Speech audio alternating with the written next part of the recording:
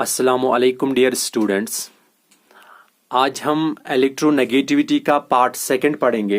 Part first में हमने electronegativity की डेफिनेशन पढ़ी थी और इलेक्ट्रोनेगेटिविटी को हमने रिलेट किया था इलेक्ट्रॉन एफिनिटी के साथ।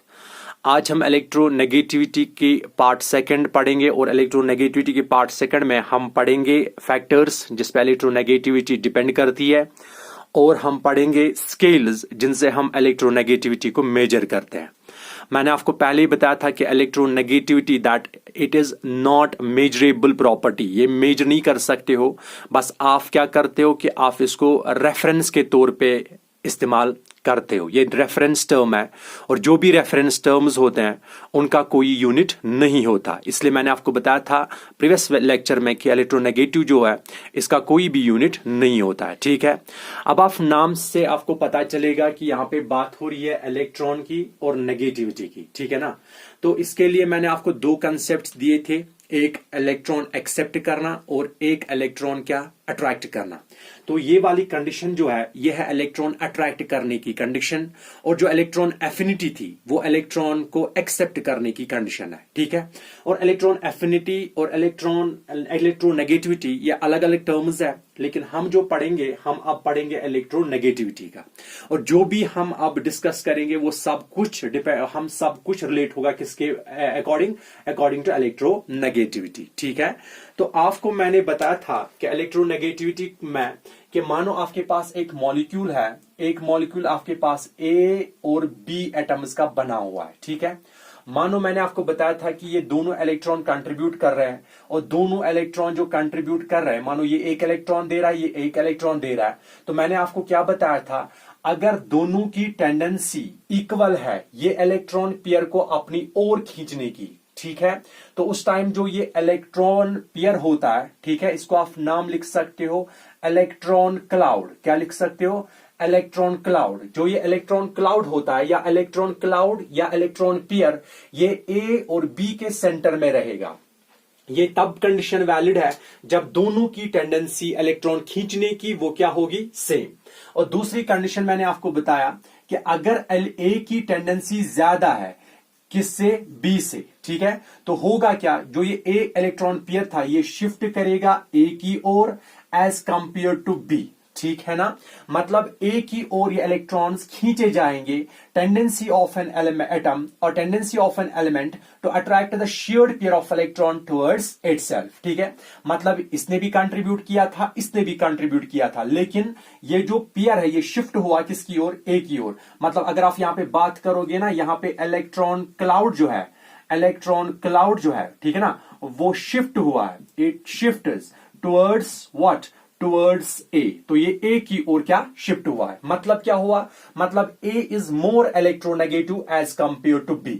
और इसमें ए और बी की इलेक्ट्रोनेगेटिविटी सेम है। इलेक्ट्रोनेगेटिविटी का मतलब tendency of an element to attract the shared pair of electrons towards itself. ठीक है, अब थर्ड कंडीशन मैंने आपको बताया था कि हमारे पास ए और बी मॉलिक्यूल है, तो इस टाइम आप समझे कि बी की टेंडेंसी ज्यादा है इलेक्ट्रॉन पेयर खींचने की। अगर बी की टेंडेंसी ज्यादा है तो ए ने भी इलेक्ट्रॉन दिया होगा और बी ने भी इलेक्ट्रॉन दिया होगा, लेकिन बी की टेंडेंसी ज्यादा है तो वो इलेक्ट्रॉन पेयर जो है वो शिफ्ट करेगा किसकी ओर? बी की ओर। मतलब बी की टेंडेंसी इलेक्ट्रॉन खींचने की ज्यादा है। ठीक है ना, इसको क्या कहते हैं? इसको कहते हैं हम इलेक्ट्रोनेगेटिव। मतलब electronegativity is the tendency of an element to attract the shared pair of electron or bond pair of electron towards itself। तो इस वाले कंडीशन में क्या है? B is more electronegative as compared to A। तो इस वाले कंडीशन में क्या था? A is more electronegative as compared to B। और इस वाले कंडीशन में क्या था?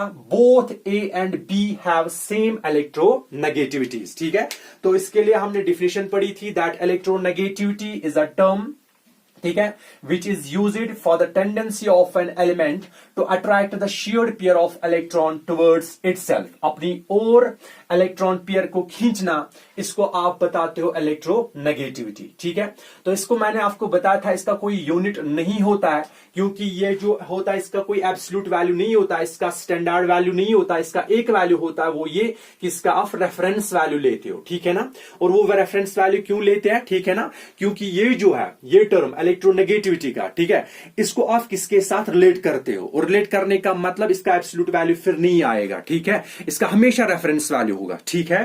तो ये कंडीशन मैंने आपको बताया था कि जो इलेक्ट्रोनेगेटिविटी होता है that is the property of bonded atom, यानी यहां पे बात होगी फिर बॉन्ड की, और बॉन्ड में जो एटम्स होते हैं, ठीक है, जो एटम जिन एटम्स के बीच में बॉन्ड होता है उन एटम्स में किसकी टेंडेंसी है कि वो इलेक्ट्रॉन को अपनी ओर खींच रहे हैं, ठीक है। तो अब हम पढ़ेंगे क्या, अब हम पढ़ेंगे फैक्टर्स, क्या पढ़ेंगे, फैक्टर्स, ठीक है।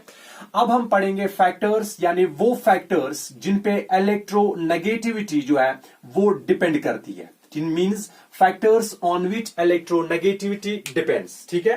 इलेक्ट्रोनेगेटिविटी जो है इसका फर्स्ट फैक्टर अगर आप देखोगे, the first factor that is atomic size, that is atomic size, और एटॉमिक साइज को आप लिख सकते हो एटॉमिक रेडिये भी, ठीक है, एटॉमिक रेडिये एक होता है एटॉमिक साइज, ठीक है, इसको आप एटॉमिक रेडिये भी लिख सकते हो, ठीक है ना। अब अगर आपको पता होगा ये एटॉमिक साइज का मतलब क्या है, एटॉमिक साइज या एटॉमिक रेडिये का मतलब क्या है, इसका मतलब है centre of nucleus, distance between centre of nucleus, मानो ये न्यूक्लियस है, distance between from the centre of nucleus to the outer most shell और टू द वैलेंस शेल, मानिए ये के शेल है, ये एल शेल है, ठीक है ना, from the centre of nucleus to the outer most shell, ठीक है ना, that is called what, that is called atomic size और रेडियस, ठीक है। इसको आप ए आर बी लिख सकते हो, ए आर, या इस तरह अगर कैपिटल ए होगा, या आप इस तरह भी लिख सकते हो small A and small R, ठीक है ना। Atomic radii, atomic radii means distance between the centre of nucleus to the outer most shell, that is called atomic radius, ठीक है ना। अब आप देखिए इलेक्ट्रोनेगेटिविटी का, कि इस पे इलेक्ट्रोनेगेटिविटी में जो ये फैक्टर है एटॉमिक रेडियस, इससे क्या फर्क पड़ेगा इलेक्ट्रोनेगेटिविटी का, ठीक है।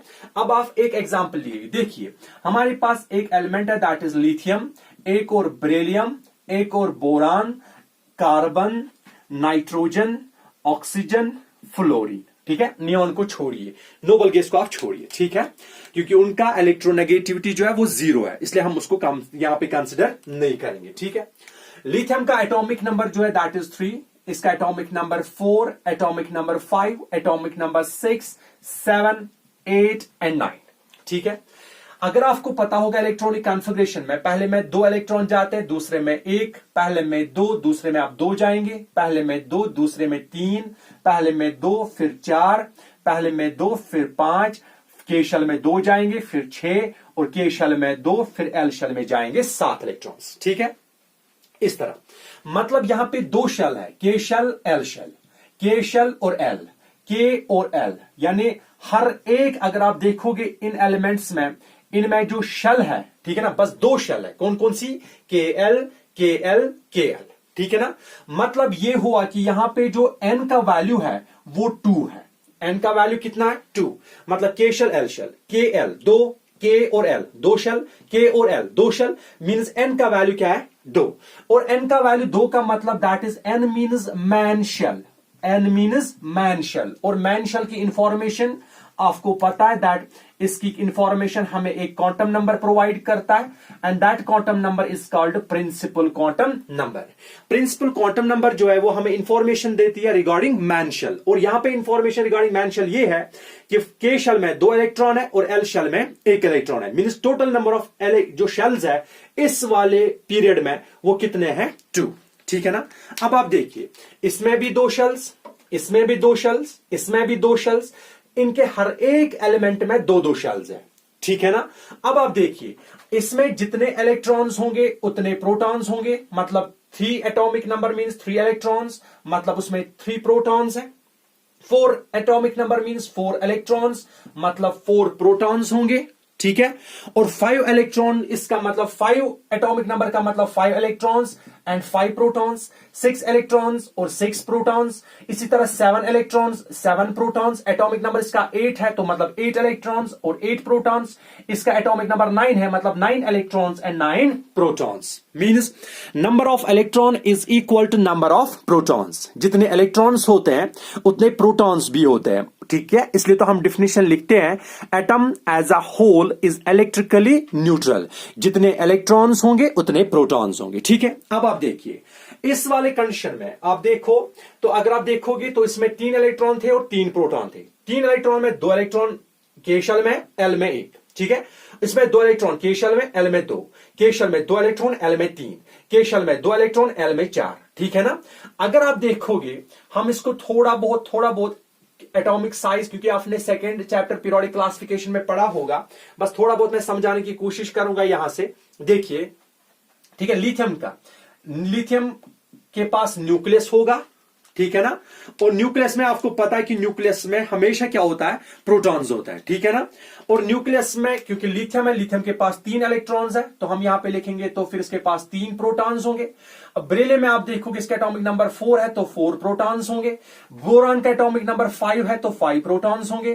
कार्बन का एटॉमिक नंबर 6 मतलब 6 प्रोटॉन्स। नाइट्रोजन का एटॉमिक नंबर 7 मतलब 7 प्रोटॉन्स। ऑक्सीजन का 8 प्रोटॉन और फ्लोरीन का 9 प्रोटॉन, ठीक है ना। अब शेल कितने हैं, एल में कितने शेल्स थे, के और एल, हम लिखेंगे ये के शेल, ठीक है ना, ये था के शेल और ये कौन सी शेल है, एल शेल। इसमें भी आप ये के शेल है और ये कौन सी शेल है, एल शेल। इसमें भी वही ये के शेल है और ये कौन सी शेल है, एल शेल, ठीक है ना। इसमें भी वही 2 शेल्स होंगे, ठीक है ना, और इसमें भी वही 2 शेल्स होंगे। हर एक में 2-2 शेल्स होंगे, के शेल, एल शेल, के शेल और एल शेल, ठीक है।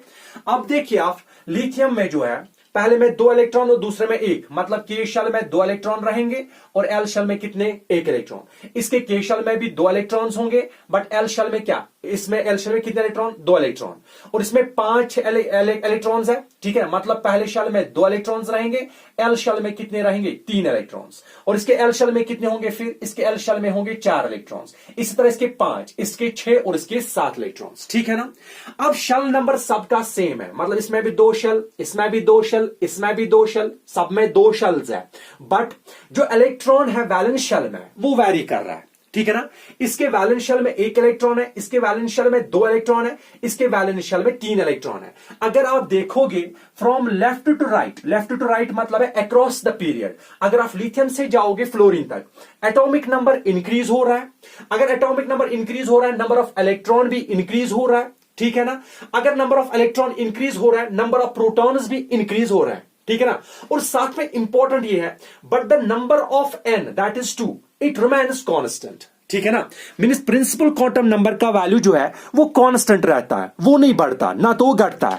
मींस पहले एलिमेंट के लिए 2 शेल थे, बेरिलियम के लिए भी वही 2 शेल, बोरान के लिए भी वही 2 शेल, कार्बन के लिए भी वही 2 शेल, नाइट्रोजन के लिए भी वही 2 शेल। मतलब अगर हम पीरियड के अक्रॉस द पीरियड जाएंगे, फ्रॉम लेफ्ट टू राइट जाएंगे, तो आप देखोगे कि वहां पे जो शेल नंबर है वो हमेशा क्या कांस्टेंट रहता है, सेम रहता है। मतलब शेल में अब नंबर ऑफ शेल जो वो क्या सेम है, ठीक है। बस 2 चीजें वैरी करती है, एक नंबर ऑफ इलेक्ट्रॉन्स, एक नंबर ऑफ क्या, प्रोटॉन्स। अगर आप देखोगे यहां पे प्रोटॉन्स 3, यहां पे प्रोटॉन 4, यहां पे प्रोटॉन्स 5, यहां पे प्रोटॉन 6, और प्रोटॉन्स का मतलब चार्ज होता है। प्रोटॉन का अपना चार्ज होगा, एक प्रोटॉन का 1 यूनिट, 2 प्रोटॉन का 2 यूनिट, 3 प्रोटॉन का 3 यूनिट चार्ज। तो इसीलिए अगर आप देखोगे from left to right nucleus का चार्ज बढ़ता है। अगर न्यूक्लियस का चार्ज बढ़ेगा, ठीक है ना, तो फोर्स ऑफ अट्रैक्शन जो होगा, electrostatic force of attraction between the nucleus and the electrons outside the nucleus, वो क्या होगा फिर ज्यादा, ठीक है ना। Force of attraction between the nucleus and outside the electrons, ठीक है ना, वो क्या होगा फिर ज्यादा। जो न्यूक्लियस के बाहर इलेक्ट्रॉन्स होंगे और न्यूक्लियस में जो प्रोटॉन्स होंगे, उनके बीच में electrostatic force of attraction generate होगा। और इलेक्ट्रोस्टैटिक फोर्स ऑफ अट्रैक्शन अगर जनरेट हुआ तो मतलब वहां पे क्या होगा, वहां पे यहां पे कंस्ट्रक्शन होगा, मतलब क्या, साइज डिक्रीज होगा। इसका बड़ा साइज होगा, यहां पे अब न्यूक्लियस का चार्ज ज्यादा, इसका साइज कम, इसका उससे कम, इसका उससे भी ज्यादा कम, इसका उससे कम, यानी सबसे कम जो होगा फिर वो होगा फिर फ्लोरीन का साइज। क्या होगा, फ्लोरीन का साइज, ठीक है ना। Means from left to right atomic size, और एटॉमिक साइज जो होता है और एटॉमिक रेडिये इट इंक्रीजेस और डिक्रीजेस, ये डिक्रीज होता है। एटॉमिक रेडिये क्या होता है, डिक्रीज। क्यों डिक्रीज होता है, यहां पे न्यूक्लियर चार्ज 3 था, यहां पे न्यूक्लियर चार्ज 4, यहां पे 5, यहां पे 6, यहां पे 7, बट शेल नंबर सेम है, इसलिए फोर्स ऑफ अट्रैक्शन ज्यादा होगा। यहां पे थोड़ा साइज बड़ा होगा, यहां पे साइज कम, यहां पे साइज उससे कम, यहां पे साइज उससे कम, यहां पे साइज उससे कम। अगर आप बताओगे फ्रॉम लेफ्ट टू राइट ठीक है ना, फ्रॉम लेफ्ट टू राइट जो है एटॉमिक साइज डिक्रीजेस, तो सबसे छोटा साइज जो होगा ना वो किसका होगा, फिर फ्लोरीन का, मतलब इसका सबसे स्मॉल साइज है। याद रखिए पीरियोडिक टेबल में सबसे स्मॉल जो एलिमेंट है, सबसे स्मॉल एटॉमिक रेडियस जो है, एलिमेंट का जो एटॉमिक रेडियस है वो फ्लोरीन है, ठीक है ना। फ्लोरीन का सबसे कम एटॉमिक साइज है, एटॉमिक रेडियस है, ठीक है ना। अब आप याद रखिए from left to right the value of principal quantum number remains constant, but the nuclear charge and the number of electrons increases. In the case of अगर न्यूक्लियर नंबर ऑफ इलेक्ट्रॉन या नंबर ऑफ प्रोटॉन्स इंक्रीज हो रहे हैं, that means nuclear charge increases. From left to right nuclear charge increases, that means there is an electrostatic force of attraction, ठीक है ना। From left to right electrostatic force of attraction also increases, और जिसकी वजह से size जो होता है वो क्या डिक्रीज होता है। और जिसका साइज कम होगा, मतलब ये मानो आप ये न्यूक्लियस है, ठीक है ना, अब ये इसके पास इस साइड में इलेक्ट्रॉन है, अगर फोर्स ऑफ अट्रैक्शन ज्यादा होगा ये इसकी ओर जाएगा, जितना फोर्स ऑफ अट्रैक्शन ज्यादा होगा वो इसके नजदीक जाएगा। इसका मतलब क्या, वो कंस्ट्रिक्ट होता है, कंपैक्ट बनता है, ठीक है ना। और कंपैक्ट बनने का मतलब ये श्रिंक होता है, मतलब साइज कम होता है, और साइज कम अगर हुआ ना, इलेक्ट्रॉन डेंसिटी की ज्यादा, इलेक्ट्रो डेंसिटी जो होता है वो न्यूक्लियस के बहुत ज्यादा करीब रहेगी फिर, ठीक है ना। वो किस में होगा, फ्लोरीन में। और फ्लोरीन का अब सबसे कम साइज है, इस वाले पीरियड की बात कर रहा हूं मैं, तो लिथियम का साइज फिर बड़ा होगा, ठीक है ना। अगर इसका साइज कम है, इसका साइज कम है, अगर मैं इसको यहां पे इलेक्ट्रॉन रखूं तो न्यूक्लियस और इलेक्ट्रॉन के बीच में अब गैप कम होगी, तो ये कोशिश करेगा कि इलेक्ट्रॉन को अपनी ओर खींचे। इसका साइज बड़ा होगा, अगर बड़ा है, ठीक है ना, और अगर इसका साइज थोड़ा बड़ा है तो इलेक्ट्रॉन, मैं इसको यहां पे इलेक्ट्रॉन रख रहा हूं, साइज तो पहले से ही बड़ा है, मतलब अब प्रोटॉन और इलेक्ट्रॉन के, इस इलेक्ट्रॉन के बीच में फोर्स ऑफ अट्रैक्शन उतना ज्यादा नहीं होगा एज कंपेयर जितना किसमें होगा, फ्लोरीन में। मतलब फ्लोरीन की टेंडेंसी है ये इलेक्ट्रॉन को अपनी ओर खींच सकता है बहुत ही ज्यादा। लिथियम की टेंडेंसी ये इलेक्ट्रॉन को अपनी ओर खींच सकता है मगर उतना नहीं जितना कि फ्लोरीन। इसलिए हमने क्या बताया, from left to right atomic radius decreases, और सबसे कम एटॉमिक रेडियस जो है वो किसमें है, फ्लोरीन में, ठीक है ना। तो हमें जो पढ़ना, हमें तो ये नहीं पढ़ना था, लेकिन क्योंकि ये आपने सेकंड चैप्टर में पढ़ा होगा, तो हम यहां पे इसका जो मेन पार्ट है वो पढ़ेंगे, याद रखिएगा, ठीक है। देखिए हमें इलेक्ट्रोनेगेटिविटी पढ़नी है, ठीक है। अब आप याद रखिए इलेक्ट्रोनेगेटिविटी, एटॉमिक रेडियस की बात हम करें, ठीक है ना। इलेक्ट्रोनेगेटिविटी, ठीक है ना, is inversely proportional to what, is inversely proportional to the atomic radius. याद रखिए atomic radius is inversely proportional to what, atomic radii। मतलब ये कि इलेक्ट्रोनेगेटिविटी जो है, जितना एटॉमिक रेडियस ज्यादा होगा इलेक्ट्रोनेगेटिविटी कम। यानी अगर आपको मैं बताऊंगा आपके पास फ्लोरीन है और एक और बताऊंगा आपके पास लिथियम है, बताओ इनमें किसमें क्या इलेक्ट्रोनेगेटिविटी ज्यादा है, तो आपको पहले एटॉमिक रेडियस का देखना है। एटॉमिक रेडियस आपको पता है कि फ्लोरीन का एटॉमिक रेडियस सबसे कम है क्योंकि ये स्मॉल साइज है। तो फ्लोरीन, अगर किसी मॉलिक्यूल में फ्लोरीन भी मौजूद होगा, लिथियम भी मौजूद होगा, जो इलेक्ट्रॉन पेयर होगा ना वो शिफ्ट होगा किसकी ओर, फ्लोरीन की। मतलब फ्लोरीन की टेंडेंसी ज्यादा है इलेक्ट्रॉन खींचने की, tendency of fluorine is more to attract the shear pair of electron towards itself as compared to lithium। ठीक है, मानो आपके पास एक एलिमेंट है that is lithium fluoride, LiF, ठीक है ना, LiF, लिथियम फ्लोराइड। और होगा क्या, लिथियम इसको एक इलेक्ट्रॉन दे रहा है और फ्लोरीन भी इसको एक इलेक्ट्रॉन दे रहा है, ठीक है ना, क्योंकि फ्लोरीन के लास्ट शेल में 7 इलेक्ट्रॉन्स होंगे, तो इसके 8 होने चाहिए, ठीक है ना। अब इसके भी 8 होने चाहिए, बट इसके 8 ने इसके पास एक ही इलेक्ट्रॉन है, अब ये बॉन्डिंग में लेके जाएगा, ठीक है ना।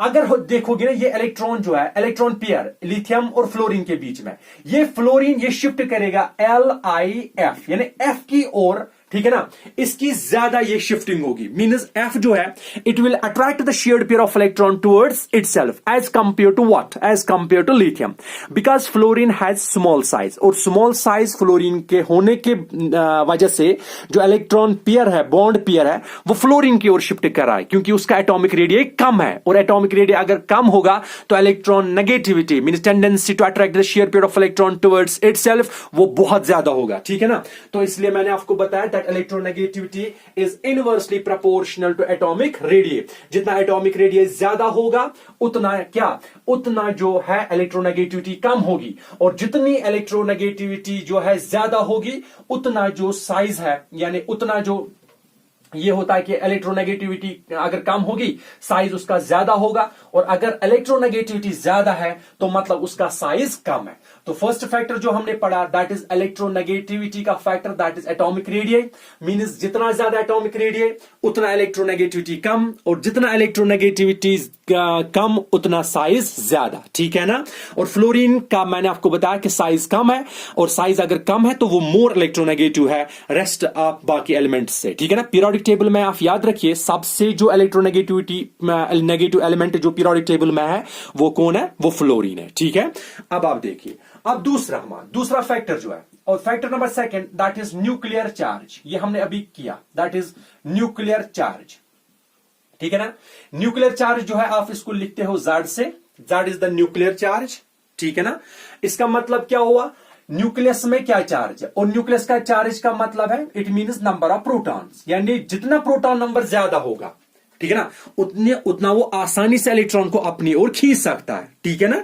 अगर वो इसको अपनी ओर खींच सकता है, ठीक है, तो होगा क्या, होगा ये कि इलेक्ट्रॉन को मैंने आपको बताया कि nuclear charge it means number of protons in the nucleus, and number of proton अगर ज्यादा होंगे तो इलेक्ट्रोस्टैटिक फोर्स ऑफ अट्रैक्शन भी फिर ज्यादा होगा, ठीक है ना। ये डिस्कस हमने अभी किया था, याद रखिए, ठीक है ना।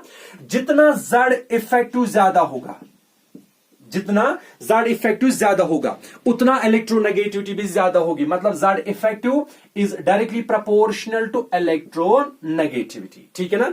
Electronegativity is directly proportional to what, nuclear charge, यानी न्यूक्लियर चार्ज ज्यादा होगा, ठीक है ना, तो इलेक्ट्रोनेगेटिविटी भी उसकी ज्यादा होगी। अब यहां पे सवाल है कि सर क्या ये हर एक के लिए एप्लीकेबल है, बस उनमें एप्लीकेबल है जिनका प्रिंसिपल क्वांटम नंबर मतलब n का वैल्यू हमेशा सेम रहेगा, जो हमने अभी किया था for example lithium, beryllium, boron, क्योंकि उनका n का वैल्यू 2 है, ठीक है ना। अब आप देखिए मैंने आपको बताया था लिथियम, ठीक है ना, फिर मैंने आपको क्या बताया था, आपको मैंने बताया था बोरान, लिथियम, बेरिलियम, फिर क्या बताया था बोरान, ठीक है। लिथियम का एटॉमिक नंबर 3, बोरान का 4 और इसका 5, ठीक है ना। अब मैंने क्या बताया, इसका 3 प्रोटॉन है, मतलब इसका क्या है 3 न्यूट्रॉन, सॉरी प्रोटॉन, 4 प्रोटॉन, और इसका क्या है 5 प्रोटॉन, ठीक है ना। और न्यूक्लियर चार्ज का मैंने आपको बताया दैट इज यहां पे Z इफेक्टिव की बात की मैं, ठीक है ना, इफेक्टिव का Z इफेक्टिव अभी मैं समझाऊंगा ये क्या होता है। लिथियम, बेरिलियम, बोरान, इसमें 3 प्रोटॉन्स है, ठीक है ना, और 3 प्रोटॉन, पहले में K शेल और दूसरा होता है L शेल, ठीक है ना। K शेल में 2 इलेक्ट्रॉन्स और L शेल में 1, इसमें होगा क्या, K शेल में 2 इलेक्ट्रॉन्स और L शेल में भी 2 इलेक्ट्रॉन्स, इसमें K शेल में 2 इलेक्ट्रॉन्स और L शेल में कितने होंगे 3 इलेक्ट्रॉन्स। अब आप देखोगे from left to right size क्या हो रहा है, डिक्रीज हो रहा है। अगर डिक्रीज हो रहा है ना, मगर इसका मतलब क्या हुआ, साइज डिक्रीज होगा, इसका मतलब इलेक्ट्रोनेगेटिविटी क्या ज्यादा होगी। अगर इलेक्ट्रोनेगेटिविटी ज्यादा होगी तो वो डिपेंड कर रहा है किस पे, प्रोटॉन पे। न्यूक्लियर चार्ज क्या हो रहा है 3, 4, 5, उसमें क्या था 6, मींस न्यूक्लियर चार्ज इंक्रीज हो रहा है, ठीक है ना। और न्यूक्लियर चार्ज अगर डिक्रीज हो रहा है, ठीक है ना, अट्रैक्ट मींस इलेक्ट्रॉन पेयर को अट्रैक्ट करने की टेंडेंसी फिर क्या होगी ज्यादा। इसलिए मैंने लिखा यहां पे कि अगर आप देखोगे यहां पे मैंने आपको बताया कि फ्रॉम लेफ्ट टू राइट जो न्यूक्लियर चार्ज है वो इंक्रीज हो रहा है। अगर इंक्रीज होगा, ठीक है ना, तो इलेक्ट्रोनेगेटिविटी भी इंक्रीज होगी। तो अगर आप फ्लोरीन का देखोगे तो फ्लोरीन में जो है उसमें इफेक्टिव न्यूक्लियर चार्ज ज्यादा है, इसलिए उसका साइज कम है, और अगर साइज कम है तो उसकी इलेक्ट्रोनेगेटिविटी ज्यादा है, ठीक है ना। इसके लिए आप क्या करोगे, इसके लिए आप देखिए, आपको मैं एक एग्जांपल सिखाता हूं। देखिए ये माने लिथियम है, लिथियम का न्यूक्लियस, ठीक है, और लिथियम के पहले shell that is K shell, और ये है कौन सी शेल, L शेल, ठीक है। और K शेल लिथियम का एटॉमिक नंबर 3 है, मतलब इसमें 3 प्रोटॉन्स होंगे, ठीक है ना, और 3 होंगे इलेक्ट्रॉन्स, तो ये मानिए ये इलेक्ट्रॉन्स है, K शेल में 2 और इसमें मानो ये 1 इलेक्ट्रॉन है, ठीक है ना। अब देखिए प्रोटॉन कोशिश करेंगे कि हम इलेक्ट्रॉन को अपनी ओर खींचे, ठीक है ना, ये कोशिश करेगा इसको अपनी ओर खींचने की, अपनी ओर खींचने की, ठीक है ना। अब ये वाला देखिए, आप ये भी कोशिश करेगा कि मुझे प्रोटॉन के साथ इलेक्ट्रोस्टैटिक फोर्स ऑफ अट्रैक्शन हो, ये कोशिश करेगा क्योंकि इसका पॉजिटिव चार्ज है और इन इलेक्ट्रॉन्स का क्या होता है नेगेटिव चार्ज। हाँ, अब जितने फोर्स से ये इलेक्ट्रॉन जाना चाहिए न्यूक्लियस की ओर, अब बीच में इलेक्ट्रॉन्स है, ठीक है, ये इलेक्ट्रॉन्स इस इलेक्ट्रॉन को रिपल करेंगे, तो ये जो एक्ट करेगा ये एक्ट करेगा एज अ स्क्रीन। क्या करेगा? स्क्रीन। और इसी इफेक्ट को हम बताते हैं स्क्रीनिंग इफेक्ट। क्या बोलते हैं हम? Screening effect. और आप इसको नाम एक और से याद रख सकते हो, that is called shielding effect. इसको आप याद रख सकते हो, that is called shielding effect और स्क्रीनिंग इफेक्ट। ठीक है ना? यानी जिस फोर्स से, जिस इलेक्ट्रोस्टैटिक फोर्स ऑफ अट्रैक्शन से ये इलेक्ट्रॉन जा रहे हैं न्यूक्लियस की ओर, उसी फोर्स से ये भी जाना चाहिए। लेकिन क्योंकि बीच में ये इलेक्ट्रॉन्स है, ये इसको उतना फोर्स ऑफ अट्रैक्शन जनरेट नहीं होने देते, तो होता क्या है, जिस फोर्स से ये इसकी ओर जा रहे थे उस फोर्स से ये नहीं जा पा रहे हैं, क्योंकि ये जो बीच में इलेक्ट्रॉन्स है ये स्क्रीन कर रहे हैं, शील्ड कर रहे हैं, रोक रहे हैं उस इलेक्ट्रॉन को कि वो किसकी ओर जाए? न्यूक्लियस की ओर। तो मतलब इसका फोर्स ऑफ अट्रैक्शन उतना ज्यादा नहीं होगा। ये फिर जितना force of attraction in electrons के बीच में होगा इस प्रोटॉन के साथ, उतना इसका फोर्स ऑफ अट्रैक्शन इस प्रोटॉन के साथ नहीं होगा। उसका वो वैल्यू कम होता है because of these electron repulsions. ठीक है ना? ये इसको रिपल करते हैं। तो आपको अगर देखना, इसको कहते हैं इफेक्टिव न्यूक्लियर चार्ज। एक होता है न्यूक्लियर चार्ज, मतलब चार्ज ऑन न्यूक्लियस, एक होता है effective nuclear charge. Effective nuclear charge का मतलब ये है कि कितना फोर्स इस इलेक्ट्रॉन को खींच रहा है किसकी ओर? न्यूक्लियस की ओर। और जितना फोर्स को खींच रहा है ना, that is called effective nuclear charge. और वो कम होगा हमेशा। क्यों? क्योंकि इसमें अगर आप देख रहे हैं, ये इसको क्या करेंगे? रिपल। जितना आप ज्यादा स्क्रीनिंग होगा, ठीक है ना, उतना रिपल्शन क्या होगा? ज्यादा। तो आपको पहले पता होना चाहिए, आप इस तरह निकालते हो। अगर आपको कोई पता है बताएगा जेड इफेक्टिव क्या होता है, that is effective nuclear charge. ये कैसे आप निकालोगे? पहले आपको निकालना होता है, ये आपको निकालना ऐसे निकालना होता है। कैसे? आपको पहले देखना है कि इसमें कितने प्रोटॉन्स हैं, nuclear charge, that is Z, that is the nuclear charge. फिर आपको देखना है कि बीच में कितने इलेक्ट्रॉन्स को रिपल कर रहा है, उसको कहते हैं स्क्रीनिंग कांस्टेंट। ठीक है ना? और स्क्रीनिंग कांस्टेंट हम लिखते हैं स्क्रीनिंग कांस्टेंट। ठीक है? इस स्क्रीनिंग कांस्टेंट को हम सिग्मा से लिखते हैं। क्या लिखते हैं? सिग्मा से। तो ये रिलेशन हमें इस तरह बनती है, जेड इफेक्टिव, ठीक है, is equal to Z minus what? Sigma. ठीक है ना? मीन्स टोटल न्यूक्लियर चार्ज क्या है? एक्चुअल न्यूक्लियर चार्ज, और माइनस क्या करेंगे हम? Screening effect. अब ये स्क्रीनिंग इफेक्ट जो है ये कहां से ला रहे हैं? स्क्रीनिंग कांस्टेंट ये कहां से लाते हैं हम? That is called slaughter rule. That is called slaughter rule. ये आपने सेकंड चैप्टर में पढ़ा होगा कि एस की कंट्रीब्यूशन कितनी होती है, पी की कितनी होती है, और एफ के डी की कितनी होती है, और एफ की कितनी होती है। ठीक है? इंशाल्लाह इस पे भी हम लेक्चर बनाएंगे। फिलहाल आप याद रखिए, अगर आपको देखना इफेक्टिव न्यूक्लियर चार्ज मीन्स किस फोर्स से ये इसकी ओर खींचा जाएगा, उसके लिए आपको क्या करना? आपको पहले न्यूक्लियस का चार्ज देखना होगा, ये न्यूक्लियस का चार्ज क्या होगा, फिर आपको स्क्रीनिंग कांस्टेंट का वैल्यू पता होना चाहिए, और वो स्क्रीनिंग वैल्यू कहां से निकालते हो? By rule, that is called slaughter rule. ठीक है ना? अब मैंने आपको बताया न्यूक्लियर चार्ज अगर इंक्रीज हो रहा है तो मतलब जो है न्यूक्लियर चार्ज इंक्रीज हो रहा है, मतलब जो साइज जो है वो डिक्रीज होगा, और अगर साइज डिक्रीज होगा तो इलेक्ट्रोनेगेटिविटी जो है वो इंक्रीज होगी। इसलिए मैंने बोला that electronegativity is directly proportional to the nuclear charge. बस दिमाग में याद रखिए कि number, principal quantum number of shells should remain same. ठीक है ना? तब जाके ये वैलिड है। अगर शेल सेम नहीं रही तब जाके ये वैलिड नहीं बनता, तो उसमें प्रॉब्लम्स क्रिएट हो रहे हैं। ठीक है ना? उसका अपना एक्सप्लेनेशन है, वो इंशाल्लाह हम नेक्स्ट टाइम पढ़ेंगे। ठीक है? अब आप देखिए, ठीक है, थर्ड, सेकंड हमने पढ़ा, अब थर्ड पढ़ेंगे, that is charge on cation. Charge on cation, ये फैक्टर है कि इस फैक्टर से क्या फर्क पड़ेगा इलेक्ट्रोनेगेटिविटी का। ठीक है? मानो आपके पास एटम ए है और बी है। ठीक है? अगर आप देखोगे, मानो इस पे चार्ज, इसने इलेक्ट्रॉन लूज किया तो चार्ज चढ़ा पॉजिटिव, इस पे चढ़ा चार्ज क्या? नेगेटिव। ठीक है ना? तो ये जो पॉजिटिव वाला है दैट इज कॉल्ड कैटाइन, और जिसपे नेगेटिव चढ़ रहा, चार्ज चढ़ रहा, दैट इज कॉल्ड एनाइन। याद रखिए, कैटाइन का मतलब जो इलेक्ट्रॉन लूज कर रहा है, और एनाइन का मतलब जो इलेक्ट्रॉन गेन कर रहा है। अब हम बात करें किसकी? कैटाइन की। कैटाइन का मतलब पॉजिटिव वाले चार्ज का। ठीक है? अब आप देखिए, मानो आपके पास क्या है? आपके पास एक आयरन है Fe। ठीक है ना? आपको पता है कि इसकी दो ऑक्सीडेशन स्टेट्स होती है, मींस ये कभी कभार 2 इलेक्ट्रॉन्स लूज कर रहा है, कभी कभार 3 भी इलेक्ट्रॉन लूज कर सकता है। ठीक है ना? इट डिपेंड्स कि ये कौन सा मॉलिक्यूल है, कौन सा कंपाउंड बना रहा है इसकी, इसलिए इसकी एक ही वो ऑक्सीडेशन नहीं होता है, इसकी एक से ज्यादा ऑक्सीडेशन होगी। ठीक है ना? मतलब मानो इसके ऑक्सीडेशन जो है वो 2 होते हैं, एक Fe2 पॉजिटिव, ठीक है, और एक और होता है that is Fe3 positive, that is ferric and ferrous. इंशाल्लाह रहमान ये पढ़ेंगे इसका नोमेनक्लेचर भी। ठीक है? ये है Fe2 पॉजिटिव, मतलब यहां पे इसने 2 इलेक्ट्रॉन्स लूज किए, यहां पे Fe3 पॉजिटिव। अब आपको मैं बताऊंगा, मुझे बताइए कि इनमें सबसे इलेक्ट्रोनेगेटिव एलिमेंट कौन है। ठीक है ना? हाँ, देखिए, जिसका चार्ज ज्यादा होगा, इसने 2 इलेक्ट्रॉन बाहर निकाले। देखिए, एटम आयरन दोनों में आयरन सेम है, ठीक है ना। जितने इसमें प्रोटॉन होंगे उतने इसमें भी प्रोटॉन होंगे, बट इसने जितने इसमें इलेक्ट्रॉन्स है और इलेक्ट्रॉन, इसने 3 इलेक्ट्रॉन्स बाहर निकाले, इसने 2 इलेक्ट्रॉन्स बाहर निकाले, ठीक है ना।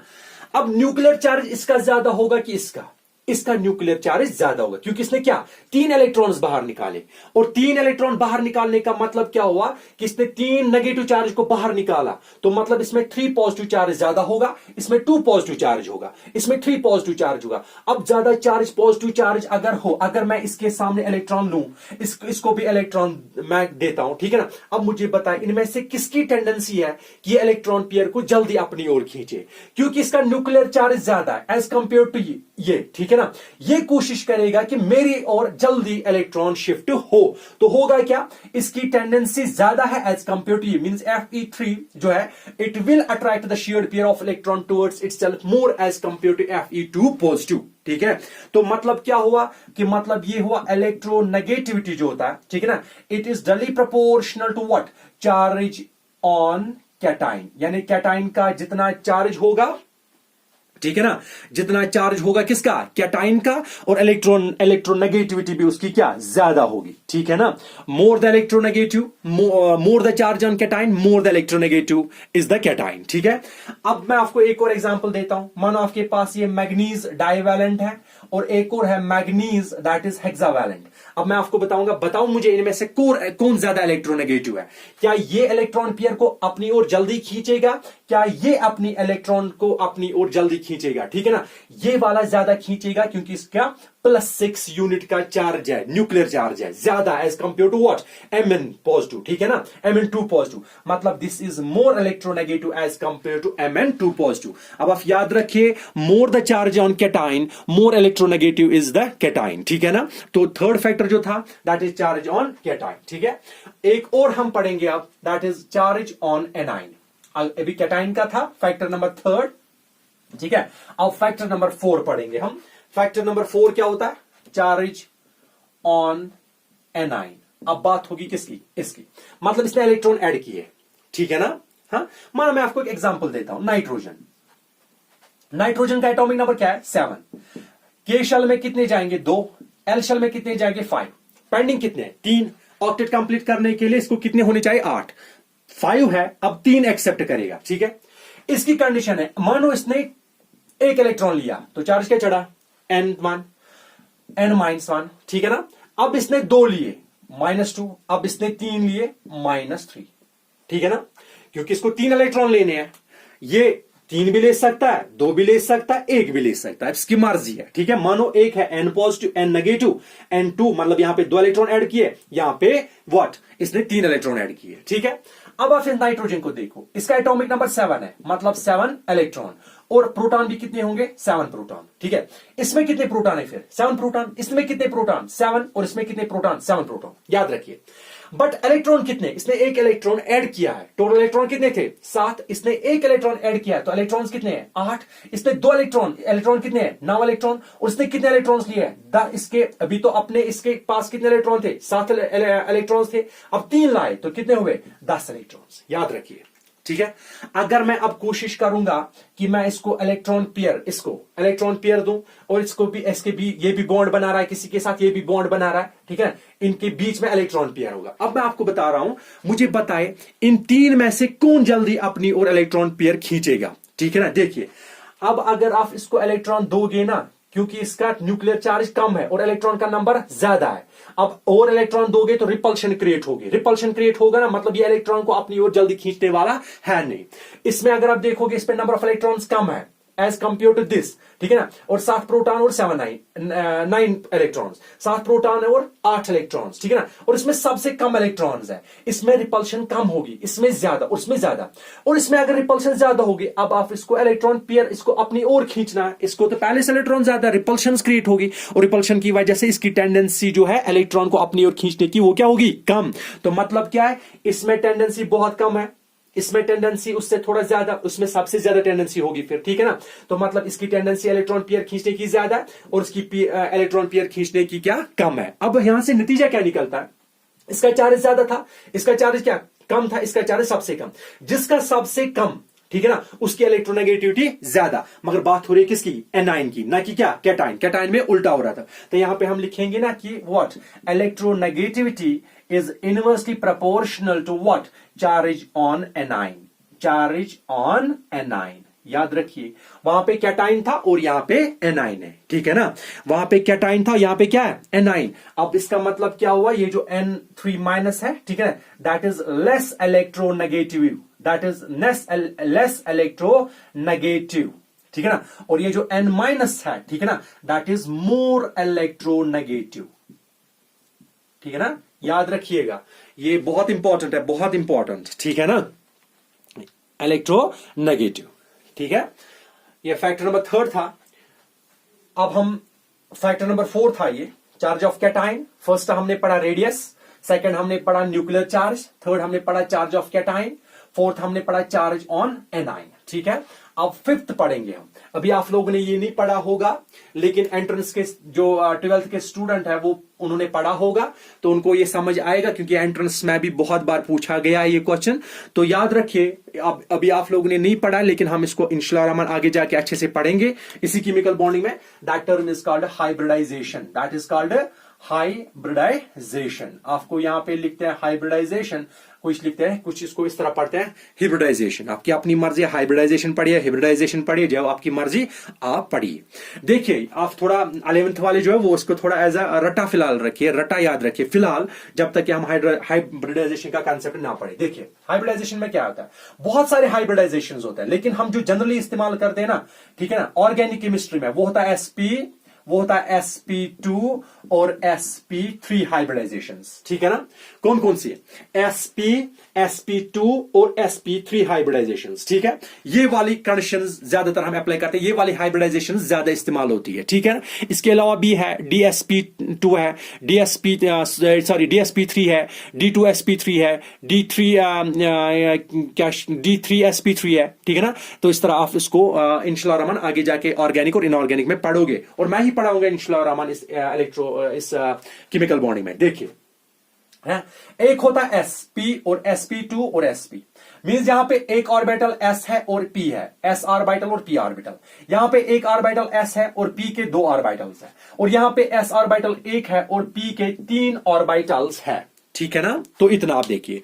अब आप देखिए, अगर आपको कोई बताएगा कि इसमें कितनी परसेंटेज s की है, टोटल तो sp है, टोटल 100 होती है, तो s का कितना होगा फिर 50, और इस p का भी कितना होगा 50, ठीक है ना।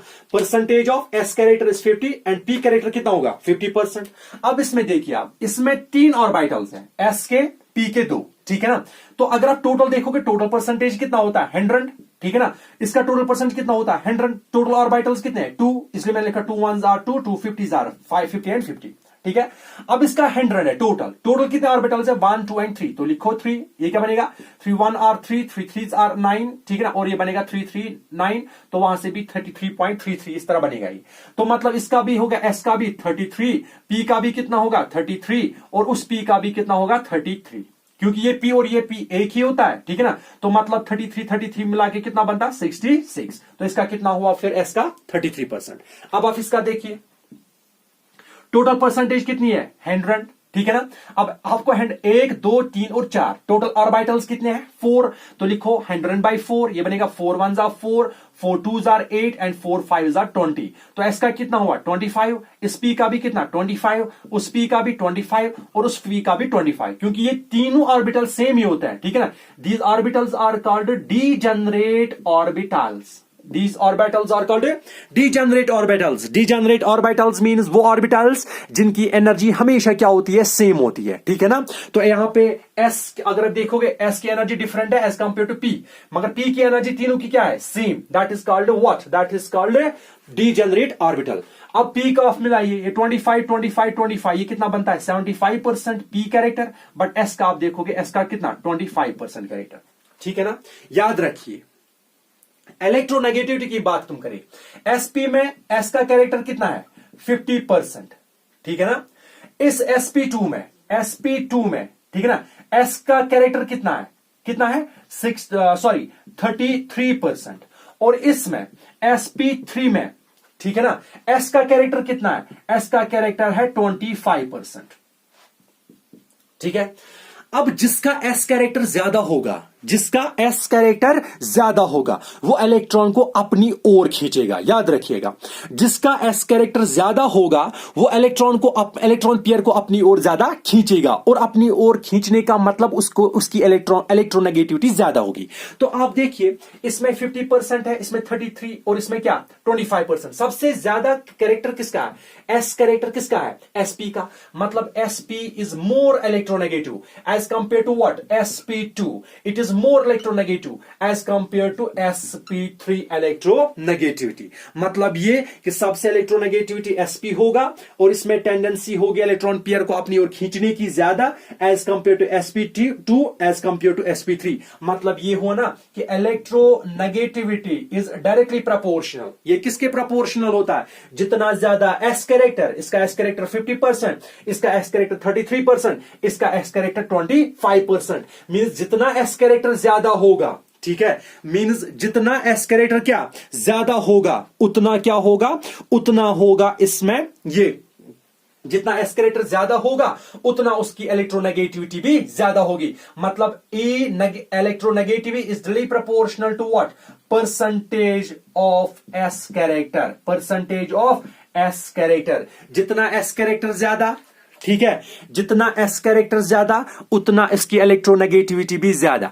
जितना एस कैरेक्टर कम उतना उसकी इलेक्ट्रोनेगेटिविटी भी कम। तो sp में एस का कैरेक्टर 50% है, sp2 में एस का कैरेक्टर 33% है, और sp3 में एस का कैरेक्टर जो है दैट इज 25%। ठीक है ना, इसलिए मैंने लिखा that E electronegativity is directly proportional to what? Is percentage of S character। ठीक है, अब आप याद रखिए ये था किस पे? हाइब्रिडाइजेशन पे। लेकिन इसमें लास्ट ईयर एक क्वेश्चन आया था एंट्रेंस में, तो हम वो क्वेश्चन यहां पे सॉल्व करेंगे तो आपको पता चलेगा कि which of the following is more electronegative. तो आपको मैंने बताया कि इनमें से वो इलेक्ट्रोनेगेटिव ज्यादा होता है जिसकी परसेंटेज एस ऑर्बिटल की ज्यादा होगी, मींस एस कैरेक्टर की ज्यादा परसेंटेज होगी। तो मैंने आपको बताया जिसकी ज्यादा परसेंटेज एस और कैरेक्टर उतना उसकी इलेक्ट्रोनेगेटिविटी ज्यादा, means it depends on the s character. ठीक है ना। अब आप देखिए क्या एस कैरेक्टर, एक मैं आपको बताऊंगा कि क्वेश्चन क्या था। क्वेश्चन ये था, ठीक है ना, आपके पास एक मॉलिक्यूल था, उसने लिखा था दैट इज मीथेन, ठीक है ना, मीथेन, और एक और मॉलिक्यूल था that is ethylene, that is ethylene, ठीक है ना। मीथेन एक था क्या? इथिलीन, और एक था दैट इज एसिटिलीन, एसिटिलीन। ये तीन मॉलिक्यूल्स दिए थे, ठीक है ना। अब तीन मॉलिक्यूल्स का आपको पता दैट इज मीथेन, ये मतलब ये मेंबर है किसका? अल्केन का। इथिलीन ये मेंबर है किसका? अल्कीन का। एसिटिलीन ये मेंबर है किसका? अल्काइन का। ठीक है ना, ये होगा क्या? अल्केन, अल्कीन और अल्काइन। ठीक है, ये फर्स्ट मेंबर है, आपको पता है इसकी फॉर्मूला है CH4, ठीक है ना। और ये है इथिलीन जो है, ये अल्कीन का सेकंड मेंबर है दैट इज C2H4, ठीक है ना, ठीक, C2H4, ठीक है। और अगर आप ये देखोगे एसिटिलीन दैट इज अल्कीन, इसका ये फर्स्ट मेंबर होगा दैट इज C2H2, ठीक है ना। अब ये याद रखिए दैट इज मीथेन, और ये याद रखिए मिथेन इथ, तो इसको आप एक और नाम से याद रख सकते हो that is ethene, ethene is also called ethylene, ठीक है। और ये जो है C2H2 that is called ethyne, that is called ethyne, ठीक है। और इथाइन का मतलब है व्हाट? इथाइन का मतलब है एसिटिलीन। आपको पता होगा कि इसकी फॉर्मूला होती है अल्केन्स की CnH2n प्लस CnH2n प्लस 2, और इसका होता है क्या? CnH2n, ठीक है, और इसका क्या होता है? CnH2n minus 2। These are general formulas, ठीक है ना। तो फिलहाल हमें ऑर्गेनिक यहां पे नहीं पढ़नी है, हमें क्या पढ़ना, हमें मॉलिक्यूल, ये क्वेश्चन आया था कि आपके पास तीन मॉलिक्यूल्स है, एक मीथेन, एक इथिलीन, या जिसको आप याद इथीन भी बोल सकते हो, और एसिटिलीन, ठीक है। अब आपको क्या बोलना था वहां पे, मैं ये रब करूंगा, मुझे ये समझा, पहले आपको बताना था ये होता क्या एक्चुअली, ठीक है। तो क्वेश्चन आया था ये कि आपके पास मीथेन है, मतलब CH4, ये मीथेन है, और दूसरा मॉलिक्यूल क्या मैंने आपको बोला C2H4 that is called ethylene, ठीक है ना, वो था C2H4, वो था इथिलीन, और एक था C2H2 दैट इज एसिटिलीन, ठीक है ना।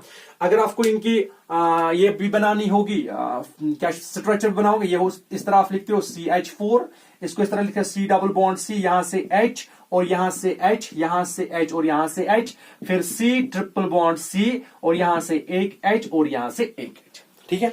अब हमें क्या बताना था, हमें बताना था कि इनमें सबसे ज्यादा जो इलेक्ट्रोनेगेटिव है वो कौन सा है, ठीक है ना। इनमें सबसे ज्यादा इलेक्ट्रोनेगेटिविटी ये है कि ये है, ठीक है ना। अब आप देखिए यहां पे क्या होता है, यहां पे आपको देखना है पहले हाइब्रिडाइजेशन। अभी आप लोगों ने नहीं पढ़ा ये हाइब्रिडाइजेशन, ठीक है ना, बट इंशाल्लाह रहमान आप देखोगे कि आगे जाके, लेकिन जो एंट्रेंस वाले या 12th वाले उनको पता होगा। इसकी हाइब्रिडाइजेशन है sp3, इसकी हाइब्रिडाइजेशन है sp2 और इसकी हाइब्रिडाइजेशन है sp, याद रखिएगा, ठीक है ना। इसकी हाइब्रिडाइजेशन क्या है sp3, इसकी हाइब्रिडाइजेशन है sp2 और इसकी हाइब्रिडाइजेशन क्या है sp, ठीक है ना।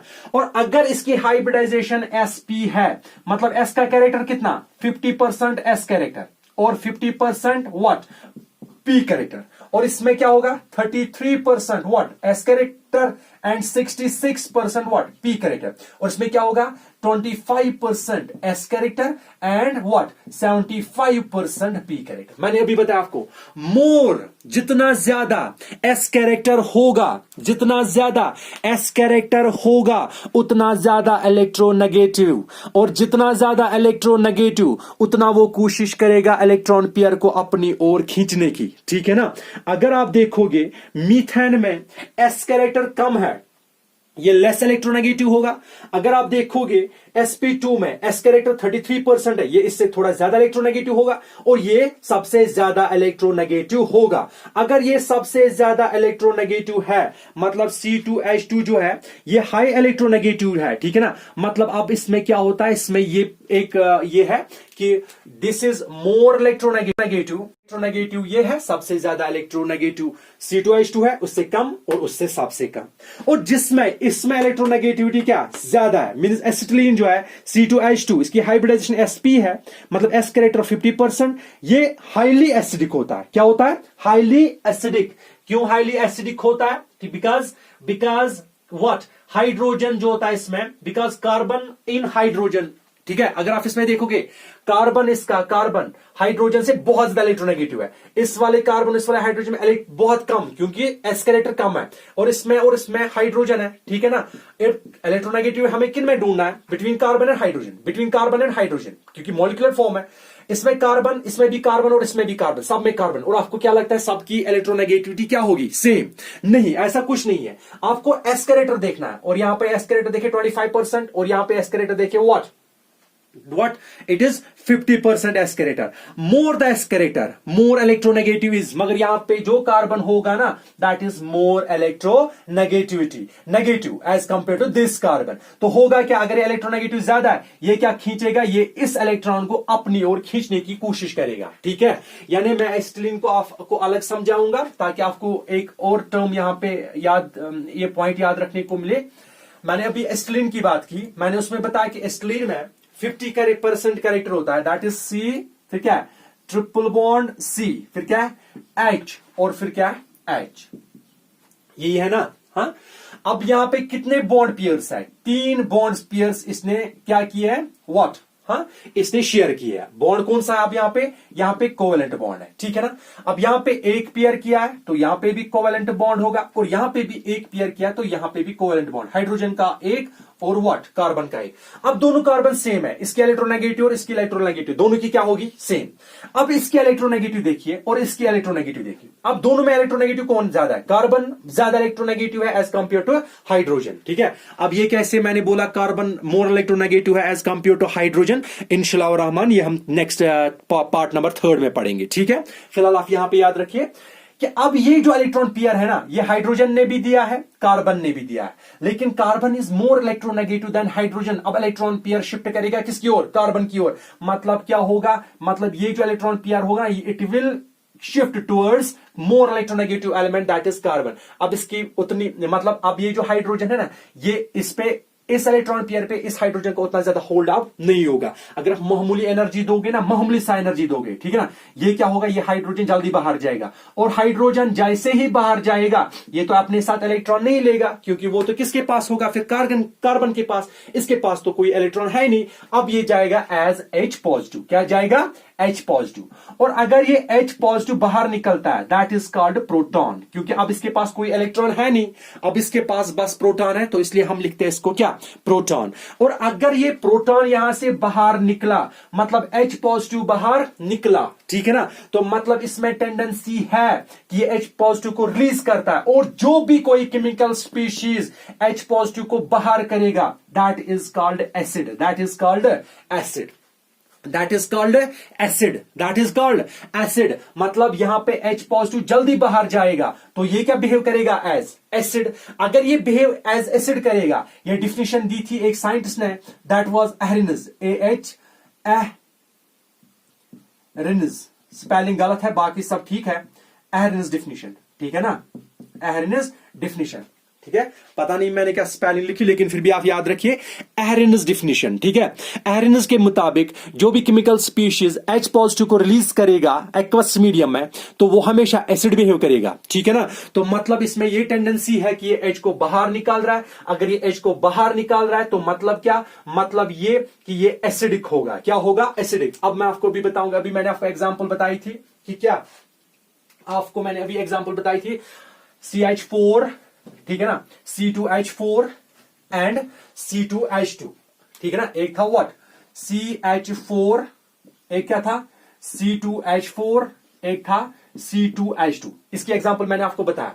अगर मैं आपको बताऊंगा, मुझे बताइए सबसे ज्यादा इलेक्ट्रोनेगेटिव कौन होगा, तो आप बताइए सबसे ज्यादा इलेक्ट्रोनेगेटिव ये, सबसे कम ये, हाँ, ये है मोस्ट इलेक्ट्रोनेगेटिव, ये है लेस इलेक्ट्रोनेगेटिव, ठीक है ना। अब आप देखिए ये मोस्ट इलेक्ट्रोनेगेटिव है। मैंने अभी बताया कि इलेक्ट्रॉन पेयर को अपनी ओर खींचेगा जहां से हाइड्रोजन बाहर निकलता है। और अगर हाइड्रोजन बाहर निकलता है ना, मतलब इससे ये जल्दी बिहेव, इसकी एसिडिटी ज्यादा होगी, सॉरी इसका एसिडिक कैरेक्टर क्या ज्यादा होगा। और इसका एसिडिक कैरेक्टर फिर क्या होगा, फिर बहुत कम, क्योंकि एस की परसेंटेज इसमें पहले से ही कम थी, ठीक है ना। तो मतलब ये लेस एसिडिक होगा। क्या होगा, लेस एसिडिक। मतलब ये हाइड्रोजन को जल्दी बाहर नहीं करेगा, बट ये हाइड्रोजन को जल्दी बाहर करता है, ठीक है। इसलिए जो मैंने आपको बताया, दीज आर कॉल्ड अल्केन। क्या बोलते हैं हम इनको, alkane. These are called alkene and इनको क्या बोलते हैं हम, alkynes. Alkynes are more acidic as compared to alkanes and alkenes. Alkynes क्यों ज्यादा एसिडिक होते हैं बताइए। ये मैंने भी बताया, because of the carbon present in them is more electronegative. क्यों मोर इलेक्ट्रोनेगेटिव, क्योंकि जहां पे वहां पे जो हाइब्रिडाइजेशन होती है वो कौन सी होती है, वो sp3 हाइब्रिडाइजेशन होती है, सॉरी sp हाइब्रिडाइजेशन होती है, जिसकी वजह से इस कि एस कैरेक्टर जो है वो ज्यादा होता है। परसेंटेज ऑफ एस कैरेक्टर अगर ज्यादा होगा, इलेक्ट्रोनेगेटिविटी भी ज्यादा होगी, और tendency of electron attracting capacity भी वो ज्यादा होगी, ठीक है। तो यहां पे आप याद रखिए कि इसकी टेंडेंसी अब ज्यादा की इलेक्ट्रॉन को अपनी ओर खींच रहा है, इसकी कम और इसकी सबसे कम।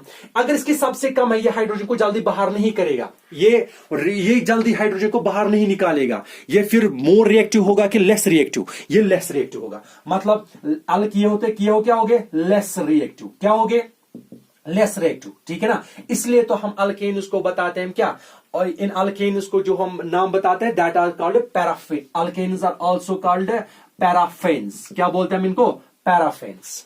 Alkanes are also called paraffins. और पैरा का मतलब है लेस, पैरा का मतलब है लेस, और फिन का मतलब है रिएक्टिविटी, लेस रिएक्टिविटी।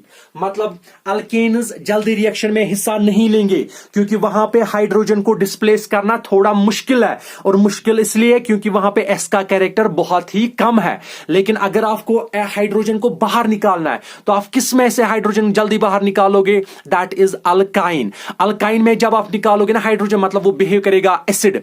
मतलब जो होते हैं, these are strong acids and these are weak acid. जब हम किन की बात करेंगे, हाइड्रोकार्बन्स की बात करेंगे, बट कौन से, जो सैचुरेटेड टाइप के होंगे, ठीक है ना। तो इंशाल्लाह रहमान हम कल, अब क्योंकि टाइम ही नहीं बचता यहां पे, तो हम इंशाल्लाह रहमान कल इसका थर्ड पार्ट करेंगे। और मुझे लगता है कि हमें फोर्थ पार्ट भी मत ना करना पड़े, क्योंकि ये बहुत हम लंबा खींचेंगे, क्योंकि सारा ऑर्गेनिक और इनऑर्गेनिक इसी पे डिपेंड करेगा। तो याद रखिएगा, these are called what, these are called paraffins, मतलब less reactive because of less character of what, s less percentage of s character, ठीक है ना। और याद रखिए, अगर आपको वैल्यू भी याद रखना होगा, आप देखिए जो ये होता है कि इसका ये अल्केन और अल्कीन का मैंने आपको भी जो बताया, ठीक है ना, अल्कीन का इलेक्ट्रोनेगेटिविटी का, इसका आप याद रखिए, दैट इज 3.25, सॉरी इसका है ये sp का 3.25 यूनिट तो होगा नहीं, अब ये है दैट इज 2.75, ठीक है ना, एंड दैट इज ये sp3 it is 2.48। These are electronegative values, electronegative values, ठीक है, ये निकालेंगे, टेंशन मत लीजिए, निकालेंगे कैसे निकालते हैं जब हम इंशाल्लाह आगे जाए पढ़ेंगे। तो याद रखिए, electronegativities of alkanes, sorry methane it is 2.48, C2H2 it is 3.25, और जितना ज्यादा इलेक्ट्रोनेगेटिव उतनी tendency of attracting electron pair towards itself वो क्या होगा, ज्यादा होगा। और ज्यादा है मतलब हाइड्रोजन जल्दी बाहर जाएगा, ये एसिडिक होगा, एसिडिक का मतलब मोर रिएक्टिव होगा, ये लेस रिएक्टिव होगा, लेस रिएक्टिव है इसलिए इनको नाम बताते हैं, these are called paraffins, that is less reactive, ठीक है ना। और याद रखिए, अगर आपको थोड़ा बहुत और याद रखना होगा, ठीक है ना, these are also this second group, that is alkene, these are also called olefins, alkenes are also called olefins, alkanes are called paraffins because of they are less reactive, और less reactive क्यों होते हैं मैंने अभी बताया। और C2H4, इसके अलावा भी बहुत सारे फैक्टर्स हैं जिन पे हम ये डिपेंड करेगा, बट फिलहाल हम अभी हाइब्रिडाइजेशन का कंसेप्ट पढ़ रहे थे, इलेक्ट्रोनेगेटिविटी का, तो इसमें जो अभी हम डिस्कस कर रहे हैं पॉइंट वो है हाइब्रिडाइजेशन। तो यहां पे हाइब्रिडाइजेशन का मतलब है कि हाइब्रिडाइजेशन में आएगा कि किसकी परसेंटेज एस कैरेक्टर ज्यादा होगी, जितना एस कैरेक्टर ज्यादा, ठीक है ना, उतना उसकी जो है इलेक्ट्रोनेगेटिविटी भी ज्यादा होगी। तो यहां पे C2H2 की इलेक्ट्रोनेगेटिविटी ज्यादा है, और यहां पे जो CH4 इसकी इलेक्ट्रोनेगेटिविटी कम है, मतलब tendency to attract share pair of electron towards itself is less, more the s character more are the chances to release hydrogen and more the acidic will become that medium. और जितना s character ज्यादा होगा उतने chances hydrogen निकलने के ज्यादा है, और जितना एस कैरेक्टर कम होगा उतना हाइड्रोजन के चांसेस निकलने के कम है। और मीथेन में आप देखोगे कि हाइड्रोजन जल्दी नहीं निकलता है, क्यों नहीं निकलता, क्योंकि वहां पे जो कार्बन है दैट इज sp3 हाइब्रिडाइज्ड, और sp3 हाइब्रिडाइज्ड का मतलब कि वहां पे परसेंटेज ऑफ एस कैरेक्टर ज्यादा है, और अगर परसेंटेज ऑफ एस कैरेक्टर ज्यादा होगा तो हाइड्रोजन ज्यादा बाहर नहीं निकलेगा, और अगर नहीं निकलेगा तो मतलब वहां की टेंडेंसी अट्रैक्ट करने की कार्बन वो कम होती है as compared to the alkynes, तो इसलिए वो लेस एसिडिक बनता है और वो मोर एसिडिक है। तो ये हमने सारा कुछ आपको बता दिया। इंशाल्लाह रहमान हम अब पार्ट 3 कंटिन्यू करेंगे नेक्स्ट लेक्चर में। फी अमान अल्लाह।